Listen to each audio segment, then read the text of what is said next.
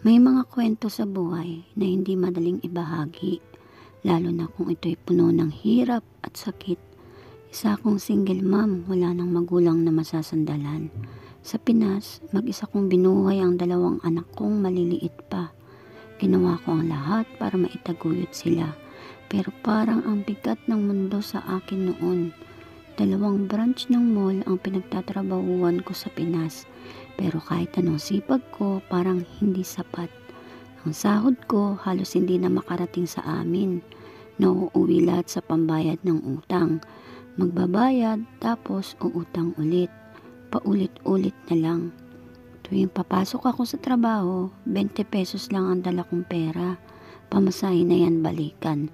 Sasakay ako hanggang crossing, pero mula roon, nilalakad ko na ang natitirang 20 to 30 minuto papunta sa trabaho.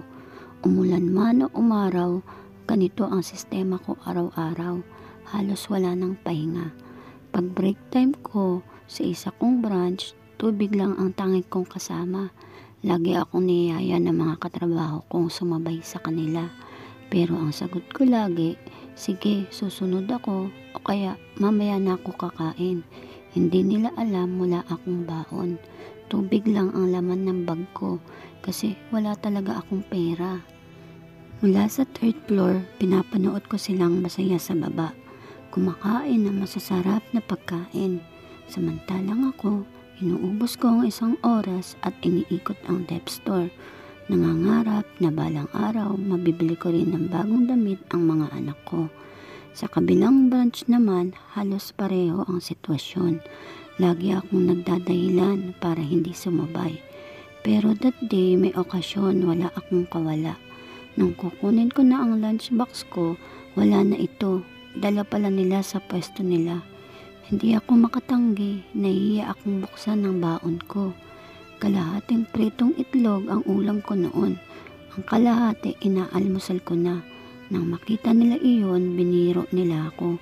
Kaya daw ako ayaw sumabay kasi ang ulam ko ang pinakamasarap sa buong mundo.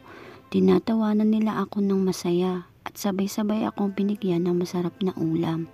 Sabi pa nila, kanin na lang ang baunin ko bukas, ulam, sagot na nila. Sa mga sandaling iyon, kahit nahihiya ako, parang may gumaan sa puso ko. Hindi lahat ng tao ay nanlilibak. May mga handang tumulong. Hindi ko makakalimutan ang mga araw na iyon. Natutunan kong maging matibay na huwag mahiyang magtiis. Lahat tayo may kanya-kanyang kwento. Maaaring mas malala ang iba, pero ito ang pundasyon ko para maging matibay. At ngayon nasa abroad na ako, dala ang mga aral ng nakaraan. Yung mga untold stories ko na ito ay hindi alam ng pamilya ko. Marami pa akong kwento pero wala na akong oras. Kung gusto nyong marinig pa ang iba, sabihin nyo lang. Hanggang dito na lang guys ang kwento kong may kwenta. Sa susunod na lang ulit.